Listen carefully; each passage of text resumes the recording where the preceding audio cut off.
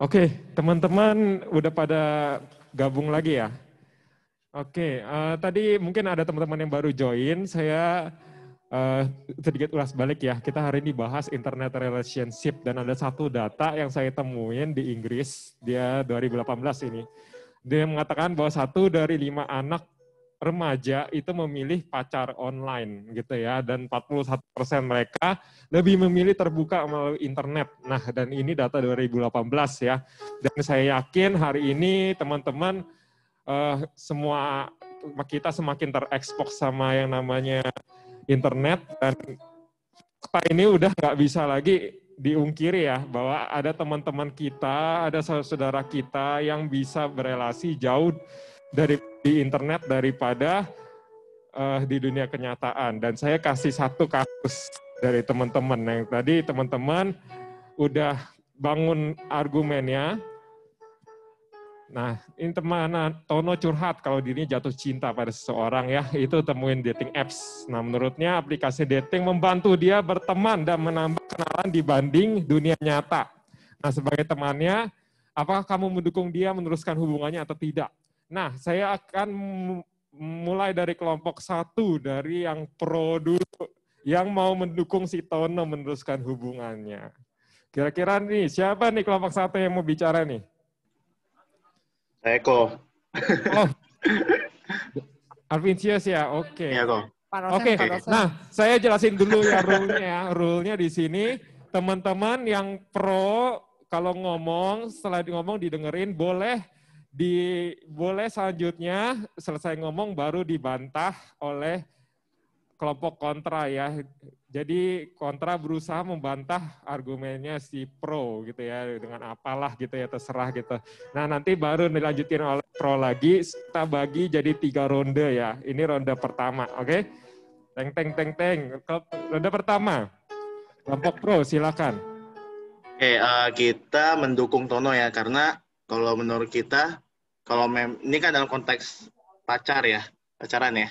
Oke, kalau dalam konteks ini mungkin di FTF dia nggak dapet atau mungkin nggak menemukan. Kalau di online memang sangat membantu, dan online kan jangka pertemanan kita atau jangka pergaulannya kan lebih luas. Jadi kalau memang itu membantu dan menambah probabilitas dia mendapatkan cewek, ya kenapa enggak gitu. Kenalan aja.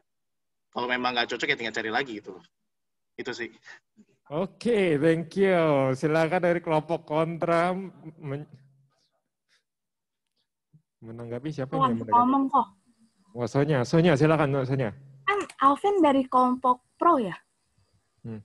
Berarti harusnya dia mendukung pernyataan dong. Tapi kenapa Alvin di sini ngomong kalau memang membantu, kenapa enggak? Seakan-akan kayak dia masih bingung sebenarnya dia pro atau kontra.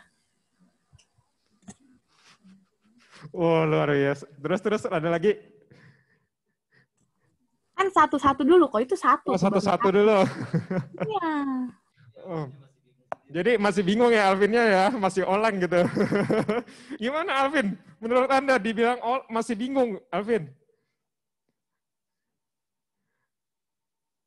Alvin? Halo. Kalau yang itu maksudnya apa ya, membantu atau enggak, kok dikira gua kontra sih? Oh, maksudnya katanya enggak katanya mungkin gitu ya, artinya lu belum yakin gitu. Halo. Kedengeran nggak ya? Oke, Son. Menurut gua sih nggak usah lah bahas tata bahasa. Maksudnya itu kan Alvin cuma ngomong kenapa enggak. Maksudnya itu nggak berarti dia ragu. Jadi maksudnya dia ngomong kenapa enggak, maksudnya ya oke, silakan aja. Kalau ini kita dukung kok, maksudnya kalau mau pakai dating apps. Jadi maksudnya bukan kenapa enggak, itu bukan berarti kita ragu. Enggak, Alvin cuma tata bahasanya. Bilang dong, gue kan nggak ngerti. Iya, jadi ya gitu aja sih. Kita setuju. Cuma maksudnya bukan berarti kenapa enggak kita ragu. Kita tetap yakin. Silakan lanjutkan pakai dating apps gitu. Oke. Dari kontra ada tanggapan? Kalau dari kontra sebenarnya emang sih ada kalimat kenapa nggak dicoba kalau misalkan emang bagus, tapi berdasarkan pengalaman. Ini bukan berarti pengalaman Sonya main Tinder atau main aplikasi dating ya. Tapi Sonya pernah beberapa kali ketemu orang yang kenalannya itu dari Instagram, bukan dari Instagram, bahkan dari teman ke teman, dari mulut ke mulut. Itu mereka tuh lebih ke arah bosen, bukan karena mereka nggak dapet gebetan di kehidupan nyata atau face to face ya, tapi mereka lebih ke arah pengen nyoba dunia baru. Dunia baru yang Sonya bilang itu dunia di mana ketemu bisa Instagram, bisa ketemu dari teman ke teman. Dan kalau menurut Sonya itu mereka ngelakuin itu ya karena bosen karena mereka nggak bisa menemukan sesuatu yang mereka cari di dunia nyata, maka mereka lari ke dunia internet seperti Instagram, dari teman ke teman gitu. Oke, ganti orang. Sekarang mulai dari kontra dulu deh. Kontra, coba menurutmu kenapa Tono harus berhenti menemui di dating apps gitu Corvin. Gitu ya. Dari siapa?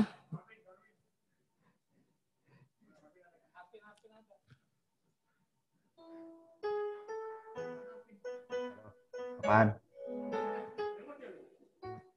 Halo. Yes. Jelaskan.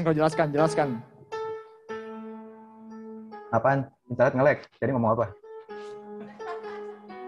Ini kontranya kalau dating apps kayak gini nge-lag itu nggak susah. Kalau misalkan mau intens untuk ngobrol gitu kan. Salah satu contohnya kayak gini, nge-lag gitu, jadi untuk hubungan satu sama lain itu agak sulit jadinya. Sama ini tanya gua kan kontra itu apa ya? Kontranya dari dating apps kan? Ya gak? Halo? Ya nggak mendukung Tono, ya pasti nggak mendukung Tono, yang namanya kontra dong. Dating apps bad gitu loh. Oh ya, oke. Berarti ya tadi sempat juga diskusi kalau misalkan dating apps itu tidak saling bertemu ya, gitu kan kayak berarti dia ibarat jatuh cinta dengan chatnya dia kan, tapi kan dia belum pernah ketemu langsung gitu kan, dan sikap dia nanti bertemu langsung tuh kayak gimana, belum tentu ketika ketemu langsung tuh bisa lebih sama gitu kan, jatuh cintanya dia. Jadi bisa saja ketika bertemu tuh berbeda kan, dengan apa yang misalkan dia datingnya dari apps itu cuma chat atau dari FaceTime, dari video call doang, tapi yang ketika bertemu langsung kan pasti rasanya berbeda. Nah itu jadi ada resiko-resiko di sananya, apalagi misalkan kalau dia ketemu misalkan kayak si Tono ketemu si cewek ini, rupanya cewek ini ada tujuan jahatnya kan, ya kita juga belum tahu. Dan juga si Tono yang ini juga belum lihat body language-nya dia lah kan. Biasa kalau kita melihat orang itu kan bisa tahu, oh ini orang ada maunya nih, ini orang jahat nih gitu, ini orang pure nih memang suka sama gua gitu kan misalkan. Bahkan dari kalau online gitu kan agak sulit karena bertemu dengan orang random gitu. Cuman kalau memang sebenarnya tujuannya memang cuma berteman, ya menurut saya memang nggak apa-apa. Cuman kalau misalkan sampai jatuh cinta itu ya cukup ada resikonya aja sih gitu. Oke, artinya fake love ya. Tono sedang mengalami fake love. Nah, gimana nih si Pro? Coba masa Tono dibilang fake love gitu ya di dating apps. Coba ada sanggahan gitu ya dari orang lain. Oh, Fani. Silakan Ibu Fani. Ibu Fani. Ini aktivis ini nih, love dating apps. Ini. Tunggu, sabar. Udah habis waktu diskusinya, ngobrol aja ngomong-ngomong. Speak. Ini mukamu. Katanya fake love gitu ya. Tapi ya kalau dilihat lagi, menurut survei ini udah diteliti sama 3.000 responden. Keuntungannya tuh banyak juga dari dating apps ini, ya. Salah satunya itu pernikahan antar ras itu meningkat. Meningkatnya sebesar banyak. Pokoknya banyak ya, saya nggak usah nyari lagi ya. Ya, jadi itu karena mungkin ya jaraknya kan jauh ya. Misalkan satu di Jakarta, satu di Kalimantan. Nah, karena dating app itu mereka kan ketemu lewat apps, terus kenalan. Emang kalau dirasa hubungannya cocok, lanjut, kan mereka kan pasti bisa mikir lah ya. Ketemu dong, ketemu itu kan juga bisa mikir lagi tuh. Apakah ketemu itu ternyata dia di app sama di asli itu sama. Kalau sama pasti kan hubungannya bakal berlanjut terus kan ya. Kalau enggak, ya udah ngapain dilanjutin lagi kalau nggak cocok. Kan ini kan dating apps ini kan ya. Saya ngep. Ya, ini kan dating apps ini kan Dating apps itu kan alat bantu kita untuk mencari pasangan lah ya. Ibaratnya memperkecil dari ribuan orang itu jadi diperkecil. Bukan suatu apps yang digunakan untuk gue beneran langsung cari pacar di situ. Kalau gue misalkan match sama satu orang, udah itu pacar gue, nggak gue saring lagi gitu. Dari pribadi kita kan kita juga harus bisa saring, bukan masalah dating apps-nya. Iya, cuman kan ini ceritanya dia jatuh cinta pada perempuan yang ditemuinya melalui dating apps kan. Terus menurut dia aplikasi membantu dia berteman dan menambah kenalan dibanding dunia nyata kan. Cuman kan kenyataannya nanti dia akan bertemu dengan si wanita itu pada di dunia nyata kan. Nah, sedangkan udah ada statement kalau tuh dia tidak bisa sulit untuk menambah kenalan dan berteman di dunia nyata. Nah, sini sih gue mikir dia di dunia nyata itu ada kesulitan untuk ngobrol dan berteman gitu ya. Jadi dating apps ini memang membantu orang-orang untuk berteman tapi secara online kan, dia tidak bertemu secara langsung kan, dia hanya dari apps ngechat dan segala macamnya itu kan, dan bahkan dia sampai jatuh cinta. Nah, dia jatuh cintanya itu pada seorang perempuan yang belum pernah dia temuin di dunia nyata dan hanya melalui baca chatnya dia. Nah, maksud gue itu nanti kalau ketika ketemu di dunia nyata dengan ada statement kalau itu dia berteman dan menambah kenalan dibanding di dunia nyata. Nanti di dunia nyata itu dia apakah kemungkinan bakal bisa bagus atau dia sebenarnya butuh belajar tuh untuk berteman di dunia nyata, bukan dari apps gitu loh. Maksud gue ya dating apps ini membantu, tapi yang harusnya itu dia lebih ke belajar di dunia nyata untuk berteman dan untuk saling berrelasi daripada di dating apps itu. Nah, gue lebih ke arah sana sih. Sebenarnya kalau mendukung ya untuk berteman, tapi kalau untuk meneruskan hubungannya ya sebagai temannya gue bilang coba bertemu dulu untuk belajar dulu lah, dan untuk di dunia nyata lebih berrelasi satu sama lain gimana. Kalau gue sih kayak gitu sih. Tapi ini opini pribadi ya, soalnya kita nggak ngobrol sampai sana sih. Oke. Ini udah mulai panas ya saya di sini. Oke, ini ada yang panas nih di sini nih. Oke, Jennifer gimana? Oke, kok menurut gue dating apps ini cuma bantu kita untuk filter aja loh orang-orangnya. Misalnya, gue suka musik, terus di sekitar gue nih nggak ada orang yang juga suka musik, jadi kayak gimana ya, nggak ada teman bicara untuk hal yang sama gitu.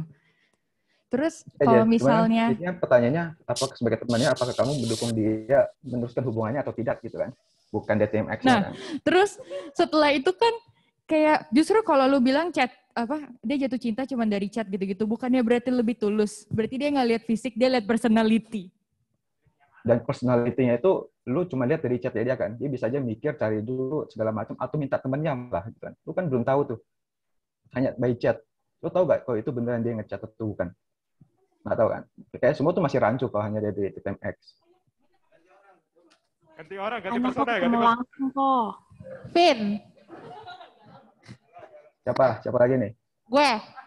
Oh, ini contoh asli nih, kalau Cincing nih contoh asli dari Facebook dia. Nih, kalau misalnya dating itu kan cuman kayak sarana kayak e-commerce aja. Itu kan jadinya lu misalnya nih, lu ketemu di kehidupan nyata untuk orang yang kayak pemalu. Misalnya lu gue cuman ketemu sama orang-orang di sekitar sini. Masa iya lu mau ketemu orang di kereta, halo iya kenalan namanya siapa? Nggak mungkin kan? Jadi maksudnya karena dating apps ini itu cuman kayak oke lah, maksudnya lu kayak pikir takutnya nanti dicipuain kan, kayak oh nanti itu orang joki-joki atau cuman kayak joki kan atau kayak teman atau gimana, tapi kan ada namanya fitur video call. Nah kan bisa tuh video call untuk lihat nih orang konfirmasi benar cewek atau enggak, cowok atau enggak gitu kan. Nah terus habis itu intinya kan kita kayak melihat dari personality-nya dulu, kita pendekatan via personality, ini cocok atau enggak gitu kan. Nanti kan lu juga pernah kan kayak ngelihat ada orang yang dari beda planet ke, dari beda negara ke, rela-rela datang jauh-jauh buat Beda planet, kayak gue gak pernah cing beda planet. enggak sih, maksudnya kayak beda tempat gitu kan. Apa kayak datang untuk kayak nyamperin buat kayak ketemu untuk kayak benar face to face gitu. Jadi apa ya, kalau dari yang kayak contoh kasus itu tuh cuman kayak kan kita kan kayak ngedukung dia, ya udah lu kalau mau terusin aja gitu, namanya juga cuman temenan, kenalan gitu. Kalau untuk urusan kayak cocok gak cocok, cipuan gak dicipuain kan itu kan urusan belakangan. Tapi kan setidaknya jangan kayak dianggap negatif. Kalau misalnya emang orang-orangnya pikirannya udah negatif, memperlakukan itu dengan cara yang salah, itu baru negatif. Jadi yang negatif itu bukan aplikasi, tapi orangnya yang negatif. Oh iya emang, maksud gue di sini kan pertanyaannya itu sebagai temannya, apakah kamu mendukung dia meneruskan hubungannya atau tidak? Gitu kan. Ya, gue sebagai temannya yang baik, karena melihat dia jatuh cinta pada seorang perempuan yang ditemui melalui dating apps. Dia belum ketemu face to face, ya kan? Kalau dia udah jatuh cinta, tapi setelah face to face, oh bener nih orangnya kayak gini, beneran rupanya. Terus dari body language-nya, dia pure nih, beneran rupanya orang kayak gini. Dan dia beneran cewek, gitu kan, bukan cowok-cowok, gitu kan. Nah, gue dukung pasti, kan? Gitu loh. Cuman kalau dia jatuh cintanya hanya dari chat, belum ketemu sama sekali, hanya ngobrol dari chat, ya dari video call boleh lah gitu. Cuman ya lu belum face to face gitu kan, belum lihat body language-nya. Ya gue jadi temennya sih meragukan sih. Ya gue tidak mendukung. Ya nih, gue lagi kesel nih, lagi panas nih di sini gue sendirian nih. Sip. Thank you banget Arvin. Ini kayaknya Arvin kayak perang sendiri ya. Coba ada kontra nggak? Masa ini pro udah berapi-api nih. Sabar. Kasih argumen. Gue kontra. Apakah? Nih saya coba ulang ya pertanyaannya. Coba kalian lebih fokus ke sini kali ya. Apakah kamu mendukung dia untuk meneruskan yang artinya membuat komitmen dalam hubungannya? Iya, nah, ini ya coba ya. Oke, dari kontra gini. Oke, dari kontra ya. Vin, gue yang wakilnya, Vin. Ya, silakan. Nah, kan kalau kita kan balik ke kasus nih. Si Tono ini yang kayak dibilang Kenny kayak gitu. Kita dukung nggak kalau dia meneruskan hubungan melalui internet relationship? Kalau kami sih enggak. Kenapa? Karena pada akhirnya ya mereka harus ketemu, bukan dari internet. Kayak di internet deh, kita ngechat orang. Kita ngomong WK, belum tentu kita ketawa. Kita ngasih emot ketawa, kenapa Vin? Enggak betul, gue cuma iya kan doang. Kita ngasih emot sedih, belum tentu kita sedih. Jangan sampai ada bilang, aku sayang kamu, tapi dalam ekspresinya mau muntah, kayak gitu. Kan belum tentu. Ada juga yang bikin fotonya misalnya kayak si Tono deh, dia udah ketemu cewek, fotonya Ayu. Si Afin langsung ngamuk gitu. Kan kita nggak bisa nebak muka orang kayak gimana. Walaupun ada yang namanya video call sekarang HP udah canggih loh, udah ada yang namanya filter. Dari muka bopeng-bopeng bisa jadi bersih. Istilahnya kita juga harus kenal kayak gitu. Personality-nya bukan cuma dari chat. Kita nggak bisa kenal orang cuma dari berdasarkan apa teks yang mereka tulis. Kita juga harus kenal orang dari bagaimana mereka berperilaku dalam kehidupan sehari-hari, bukan cuma dari teks. Oke, udah cukup ya, udah ya. Udah cukup. Udah. Thank you banget buat teman-teman, insight-nya panas. Ini luar biasa ya. Saya tepuk tangan buat kita semua. Thank you banget teman-teman. Saya dapat banyak insight ya.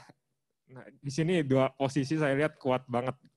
Dan saya coba merangkumkan ya posisi kalian. Ini ada dua.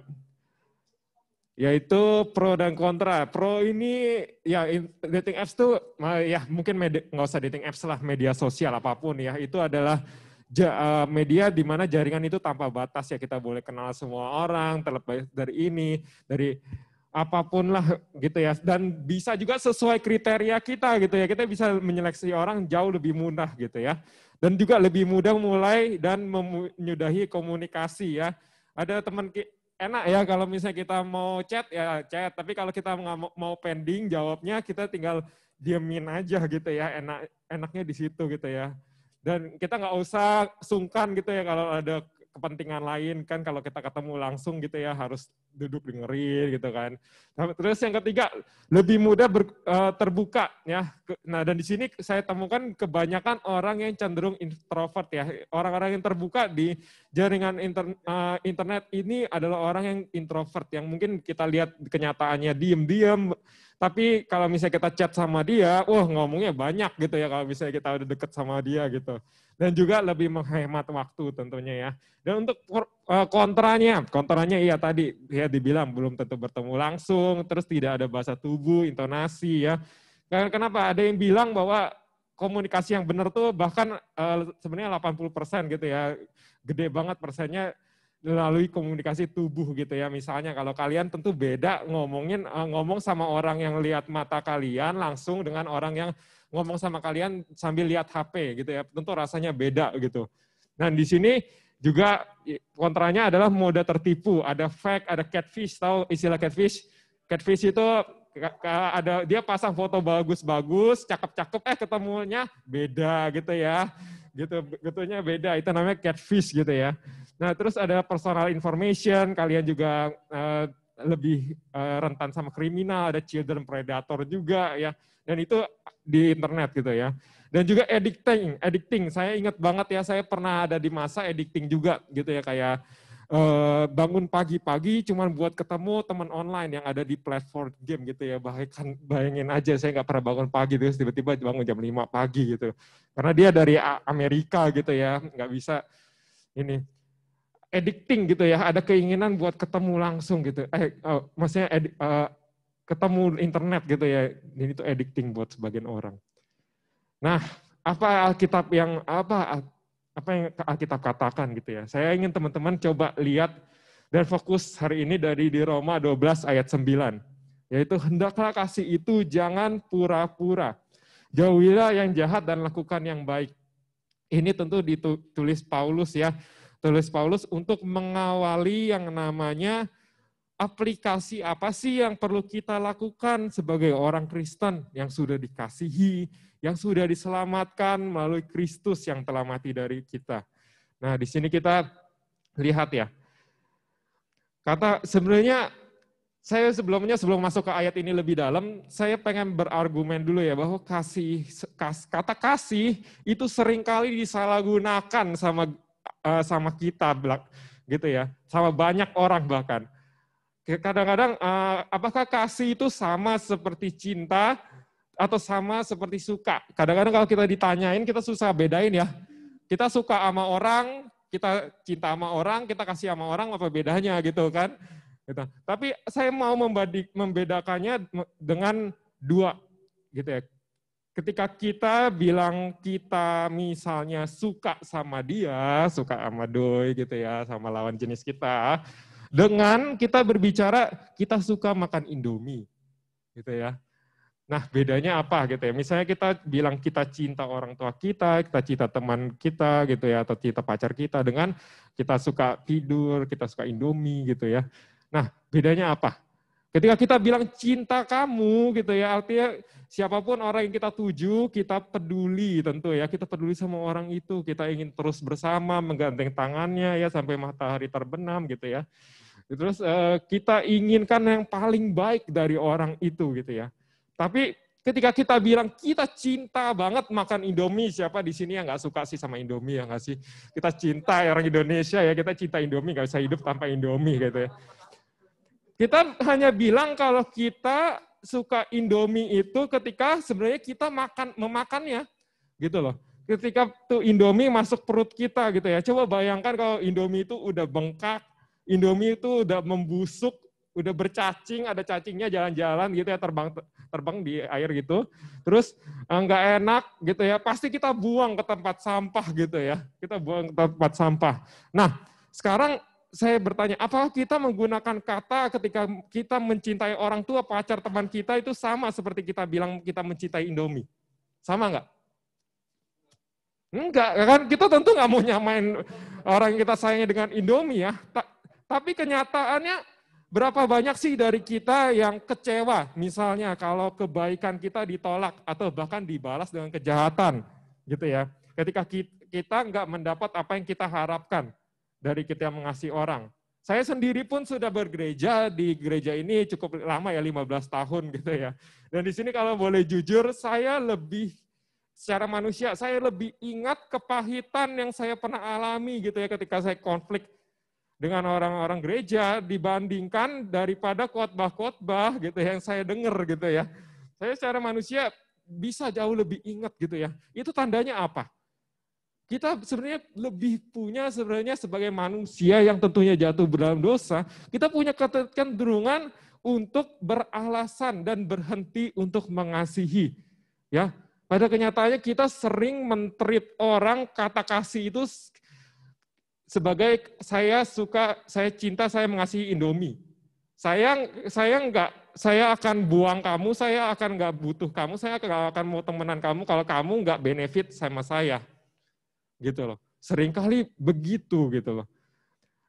Nah, maka itu sebenarnya Paulus sebenarnya di ayat 9 dengan jelas mengatakan sebenarnya love itu sebagai kata yang aktif, yang dalam bahasa artinya adalah agape. Dalam tulisannya di Roma, sebenarnya Paulus nggak pernah menggunakan kata agape untuk menggambarkan kasih manusia atau sesama manusia loh. Tapi agape hanya digambarkan sebagai kasih Allah yang aktif pada manusia. Gitu. Artinya apa? Artinya sebenarnya kasih orang Kristen yang Paulus ajarkan yang bisa kita teladani adalah kasih yang sebenarnya bersumber dari Kristus semata. Gitu. Nah, ditambah lagi sebenarnya kasih itu tidak munafik. Tadi tidak pura-pura ya, sebenarnya kata lainnya adalah munafik gitu ya. Kalau di KBBI munafik itu berpura-pura percaya atau setia dan sebagainya kepada agama dan sebagainya ya, bisa dengan teman-teman kita gitu. Tetapi sebenarnya dalam hatinya tidak suka selalu mengatakan sesuatu yang tidak sesuai dengan perbuatannya ya. Gitu. Nah, dan ini sebenarnya menarik loh teman-teman, kenapa? Sebenarnya kalau kita lihat ya, kalau dalam Alkitab ya, coba teman-teman pasti jago-jago Alkitab di sini ya. Siapa orang yang paling sering dikatakan munafik oleh Yesus? Betul, orang Farisi. Ya kan? Kalau kita mau fair gitu ya, orang Farisi itu orang siapa sih? Orang yang belajar agama, orang yang belajar Taurat, ya, orang terpandang malah dan orang yang besar gitu ya. Nah, artinya apa? Nggak ada orang yang munafik, nggak ada orang munafik itu bukan kita benar-benar jahat, tapi kita memakai topeng ya. Dan memakai topeng, kalau teman-teman tahu lah topeng ya, kalau topeng mukanya apa, mukanya senang, tapi misalnya dalamnya biasa aja gitu ya, atau apalah gitu. Artinya apa? Artinya sebenarnya kejahatan yang jauh lebih besar sebenarnya adalah kejahatan orang yang munafik sebenarnya, bukan orang yang benar-benar jahat. Saya sendiri orang secara pribadi gitu ya, secara pribadi jauh lebih menghargai orang ateis gitu yang nggak percaya sama Tuhan yang jujur daripada orang Kristen yang munafik gitu ya. Tentu kita jauh lebih bisa sakit sama orang yang munafik gitu ya daripada orang ateis yang jujur. Tapi dan itu adalah kenyataan gitu ya, kenyataan yang Tuhan juga tahu gitu. Tuhan tahu, kenal hati orang gitu ya, yang depannya baik tapi hatinya busuk gitu ya. Tuhan tahu dan Tuhan benci itu gitu. Tapi kita perlu dalami selanjutnya, apakah kita harus mengasihi orang yang benar-benar jujur dan ateis gitu ya? Enggak juga gitu ya. Enggak juga. Kita lihat selanjutnya. Kita sebenarnya selain mengasihi, kita sebenarnya juga dipanggil untuk membenci. Loh, kok Kita diajari untuk saling mengasihi loh. Masa sekarang diajari untuk membenci gitu ya, kayak gimana, nggak konsisten gitu ya. Maksudnya apa? Yaitu sebenarnya membenci dosa. Gitu. Nah, membenci dosa di sini tentu benar-benar secara aktif ya, secara aktif. Paulus mengatakan kita diperintahkan untuk membenci dosa. Kita diperintahkan. Maksudnya membenci dosa apa? Gitu. Membenci dosa sebenarnya nggak pernah bertentangan yang namanya dengan kasih. Itu sebenarnya adalah sifat Allah juga loh. Allah adalah Allah yang mengasihi manusia, tapi juga membenci dosa. Buktinya apa? Salah satunya yang saya pengen teman-teman lihat, tentu kita kena perikop yang namanya perempuan berzina ya. Perempuan berzina di Yohanes 8 ayat 10 ya. Ketika perempuan berzina ditangkap ya, Allah mengasihi perempuan itu enggak? Iya, mengasihi. Tuhan mengampuni dosa perempuan ini. Mengatakan dengan para Farisi, orang-orang munafik itu, siapa yang enggak berdosa silakan lemparin batu pertama kali pada perempuan itu. Enggak ada yang berani. Kenapa? Karena mereka munafik gitu ya. Tapi selanjutnya Yesus ketika mengampuni para perempuan itu, Yesus juga berkata di ayat 8 sampai 10, pergilah dan jangan berbuat dosa lagi. Seringkali kita diajarin untuk mengampuni, kita mengasihi, tapi kita lupa Yesus juga mengampuni, Yesus juga mengasihi, tapi Yesus juga menuntut yang namanya pertobatan yang sejati. Yesus juga menuntut kita untuk membenci dosa kita yang lama, gitu.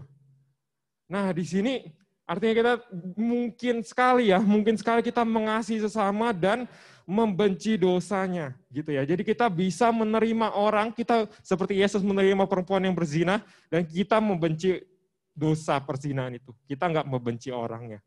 Sama seperti kita sering-sering dibahas orang gay atau LGBT yang kemarin ya. Kita terima orang, kita mengasihi, kita usahakan yang terbaik. Kalau teman-teman baca di Roma 12 selanjutnya itu kita diperintahkan bahkan membalas kejahatan dengan kebaikan.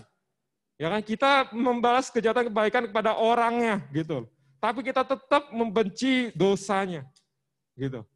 Dan ini adalah sebenarnya sifat Allah juga yang kita perlu teladani sebagai orang Kristen. Gitu.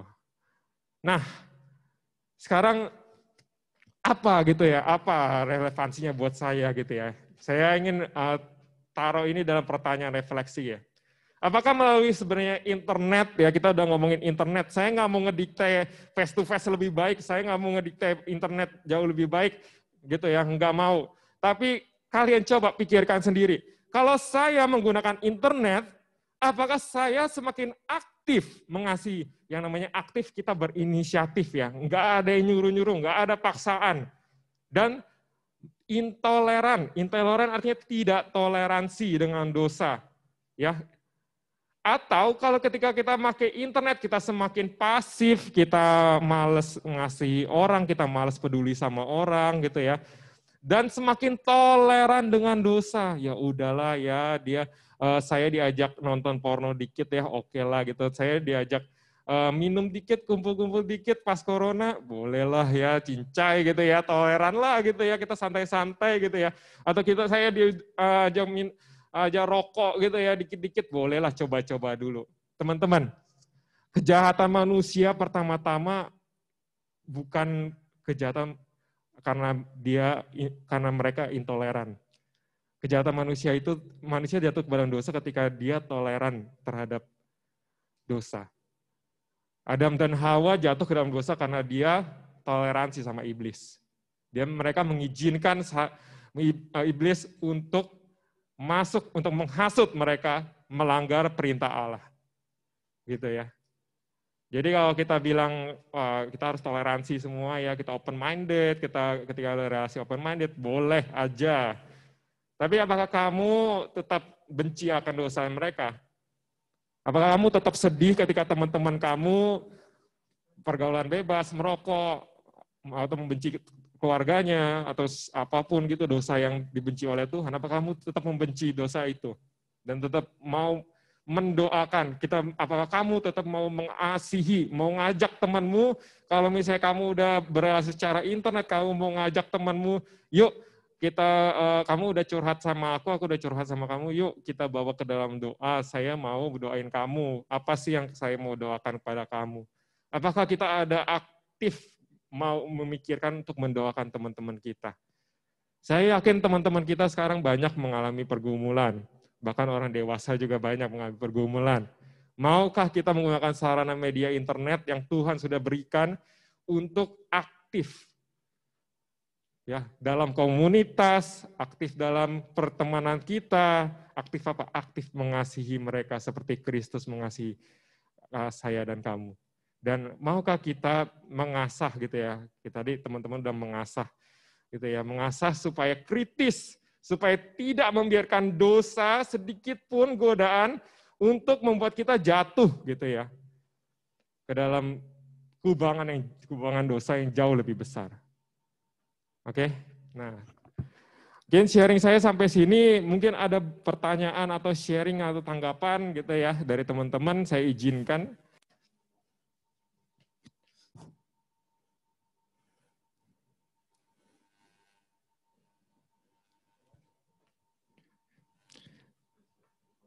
Mungkin